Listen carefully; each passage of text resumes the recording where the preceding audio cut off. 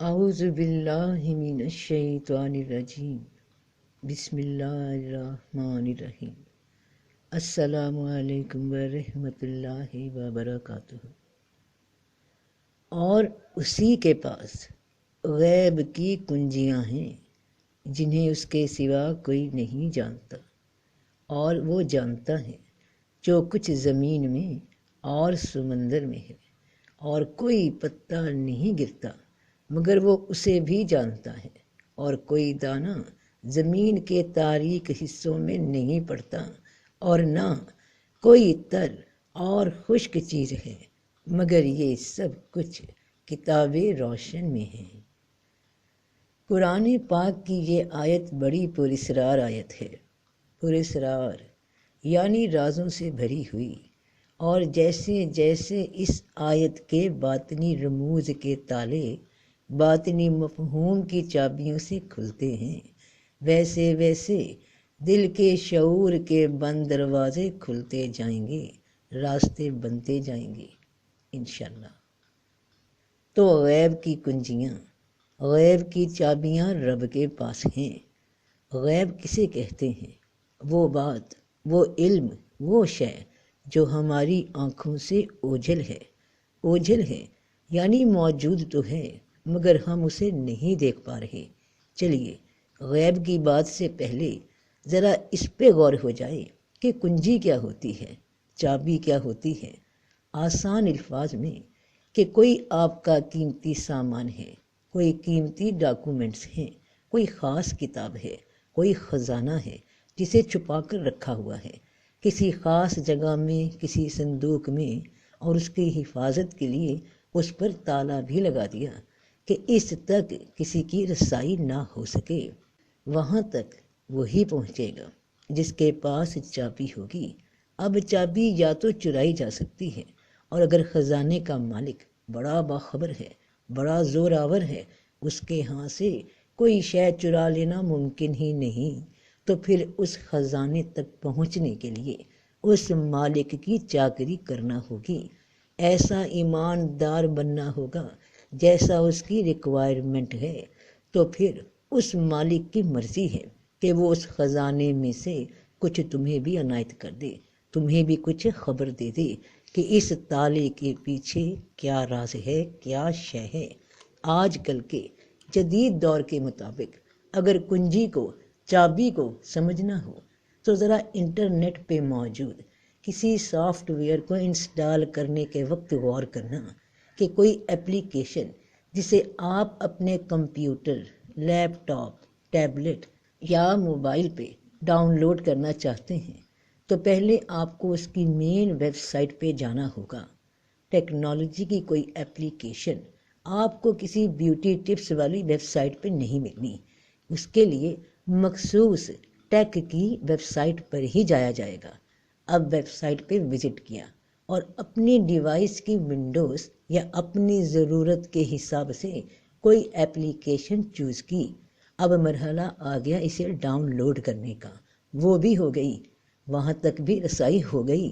اب جب وہ ایپلیکیشن آپ کے پاس محفوظ ہو چکی ہے تو اب اسے ایکٹیو کرنے کے لیے انسٹال کریں گے۔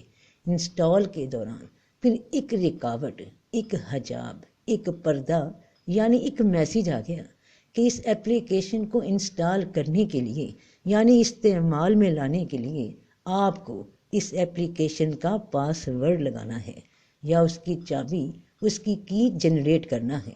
اس ایپلیکیشن کے اندر کیا چھپا ہے اسے معلوم کرنے کے لیے آپ کو اب کی ورڈ دینا ہوگا، اور اس کے لیے آپ کو اس ایپلیکیشن یا ویب سائٹ کے آنر سے وہ کی خریدنا ہوگی، یعنی کچھ خرچ کرنا ہوگا آپ کو اپنے میں سے، اپنے مال میں سے۔ تو آپ کو کی ورڈ یا پاس ورڈ بتا دیا جائے گا، تو پھر آپ اسے استعمال کر سکیں گے، اس کا علم آپ کو مل جائے گا۔ تو اور سکھا دیے اس نے آدم کو نام سارے کے سارے۔ یہ وہ نام ہیں، یہ وہ راز ہیں، یہ وہ علم ہے جو انسان کی فطرت کے اندر رکھ دیا گیا ہے، اور یہ علم فطرت کے اندر یا قریب ہو کر ہی ملتا ہے۔ جیسے جیسے بندہ اس حق کے علم کے حصول کے لیے کوشش میں بڑھتا جاتا ہے، ویسے ویسے بند دروازے کھلنے لگتے ہیں۔ تو اسی کے پاس غیب کی کنجیاں ہیں جنہیں اس کے سوا کوئی نہیں جانتا، اور وہ لوگ جنہوں نے جد و جہد کی ہماری راہ میں، ہم انہیں ضرور اپنی راہیں سمجھا دیں گے، اور بے شک اللہ احسان کرنے والوں کے ساتھ ہے۔ تو جو لوگ اللہ کی راہ میں کوشش کرتے ہیں انہیں رب پاک ان کے باطن تک رسائی دیتا ہے۔ یہ باطن جو تم میں ہی موجود ہے مگر آنکھوں سے اوجھل ہے، یعنی اس کا علم، اس کو پانے کے لیے درمیان میں لگے تالے کو ہٹانا ہوگا، اس حجاب کو ہٹانا ہوگا، اور اس تالے کی چابی اللہ کے پاس ہے، اور وہ اس صورت میں ملتی ہے جب احسان کرنے والا بن جائے تو اللہ ضرور اسے اپنی راہیں سمجھاتا ہے۔ اللہ کی راہیں غیب کی راہیں، باطن کی راہیں ہیں، تو اس مقام تک پہنچنے کے لیے جو سیڑھی ہے وہ احسان کہلاتی ہے۔ احسان کیا ہوتا ہے؟ عام طور پر دوسروں سے بھلائی کے ساتھ پیش آنا، کسی کے کسی کام آ جانا، کسی کی کوئی مدد کر دینا، عین وقت پہ اسے احسان کہا جاتا ہے۔ حضرت جبرائیل امین علیہ السلام نے رسول اللہ صلی اللہ علیہ وآلہ وسلم سے احسان کے بارے میں سوال کیا کہ احسان کیا ہوتا ہے، تو حضور نبی اکرم صلی اللہ علیہ وآلہ وسلم نے فرمایا، احسان یہ ہے کہ تو اللہ کی عبادت اس طرح کرے گویا تو اسے دیکھ رہا ہے، اور اگر تو نہیں دیکھ رہا تو یقین پیدا کر لے کہ وہ تجھے دیکھ رہا ہے۔ تو اللہ کی عبادت ایسے کر، عبادت اس ہستی یا اس شے یا اس خواہش کی ہوتی ہے جسے دل سے محبت کی جائے۔ انسان جس سے بھی سچی محبت رکھتا ہے اسی کے خیال میں کھویا رہتا ہے، وہ سامنے نظر نہ بھی آ رہا ہو مگر اسے اپنے دل کے قریب محسوس کرتا ہے، یہاں تک کہ جہاں جہاں نگاہ اٹھتی ہے وہ ہر جلوے میں نظر آتا ہے۔ اس شے، خواہش یا ہستی کا عشق عبادت تک پہنچا دیتا ہے کہ ہر دم اسی کے خیال میں کھوئے رہتے ہیں، اسے اپنے سامنے حاضر پاتے ہیں۔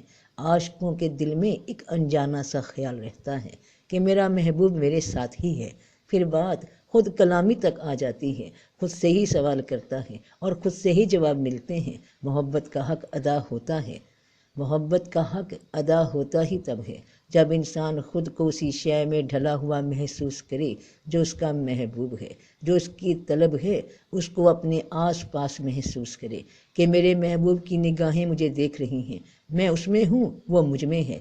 جتنی طلب میرے دل میں اس کو پانے کی ہے اتنی ہی طلب اس کے دل میں میرے لیے بھی ہے۔ میں اس کو یاد کرتا ہوں تو وہ مجھے یاد کرتا ہے، میں ایک لمحہ بھی اس کی یاد سے غافل نہیں تو وہ بھی ایک لمحہ مجھ سے دور نہیں کہ رانجھا رانجھا کر دی میں آپے رانجھا ہوئی۔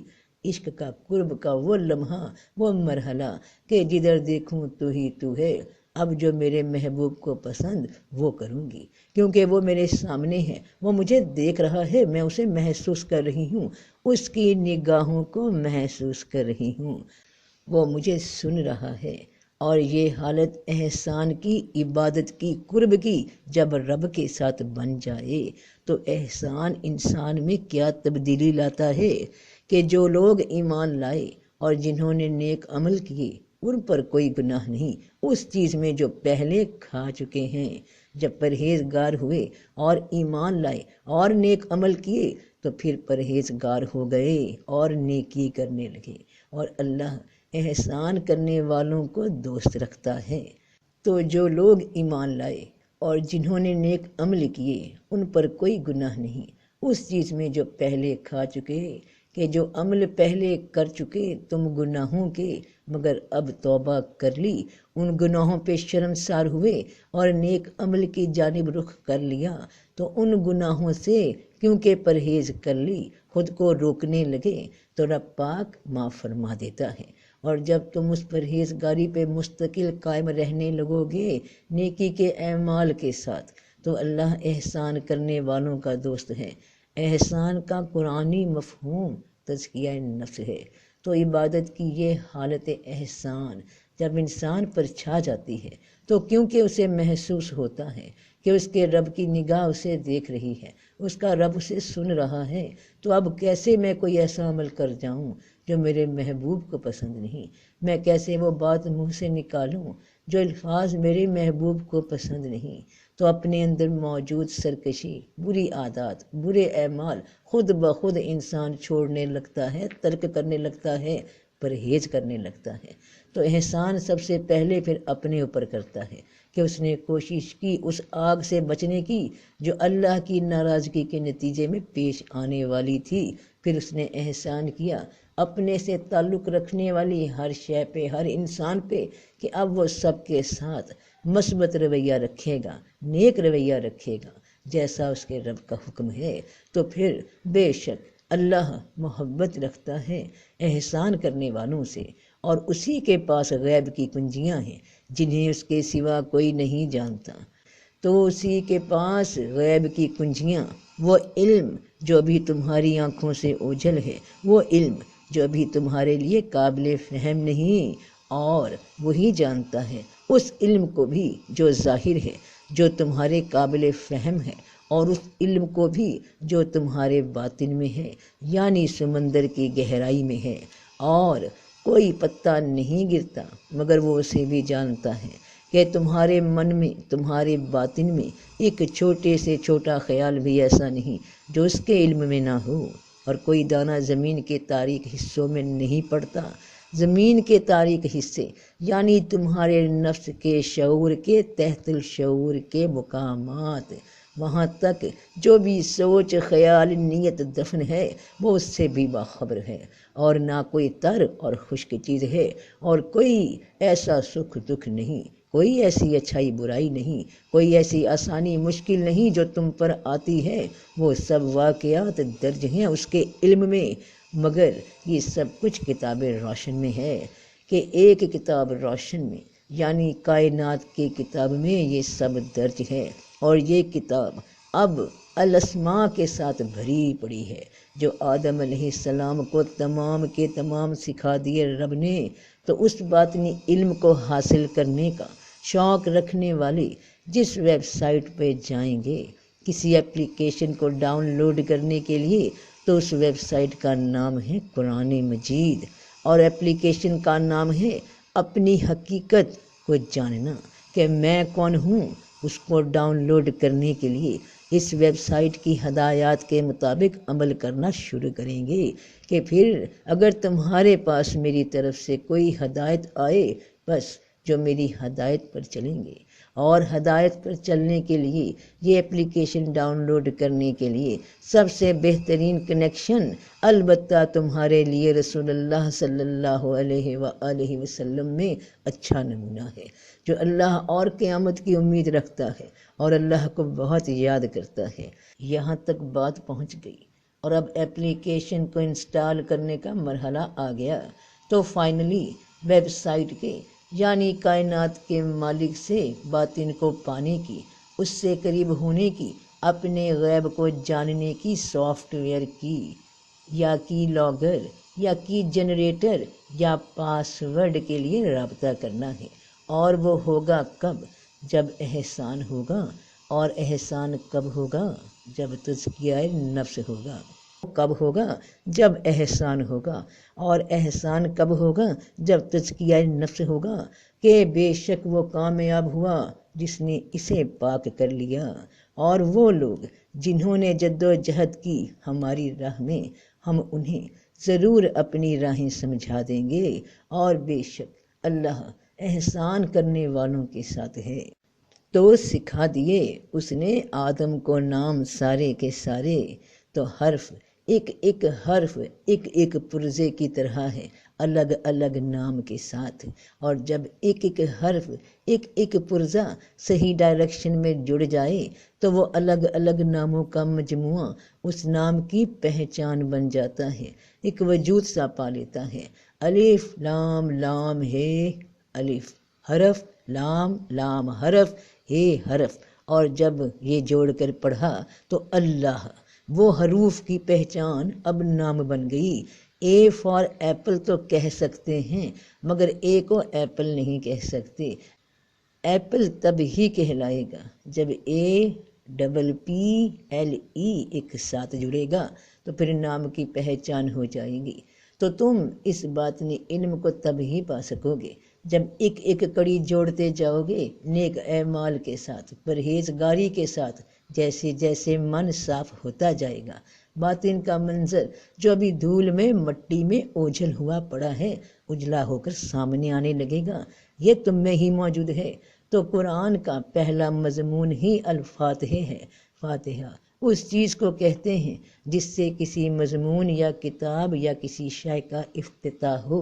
تو باطن کا افتتاح، باطن کی چابیاں، غیب کی کنجیاں اسی کلام پاک سے حاصل ہوتی ہیں، اور عطا فرمانے والا اس کتاب کا، اس کائنات کا بانی، یہ مالک رب کائنات وہ پاک ذات ہے جسے پانے کی جستجو ہے تو خود کے من کو پاک کرنا ہوگا ہر اس بات سے جو اسے پسند نہیں، اور عمل میں ہر وہ کام کرنا ہوگا جس کا اس نے حکم دیا۔ تو کھل گئے سب بند دروازے کہ کھل جا سم سم، یہ چابی ہے، یہی چابی ہے باطن کی جو قرآن کے راستے انسان کو راہ راست پہ لے آتی ہے۔ تو سب کا بھلا، سب کی خیر، جیتے رہو بہن بھائیوں، بیٹے بیٹیوں، فی امان اللہ۔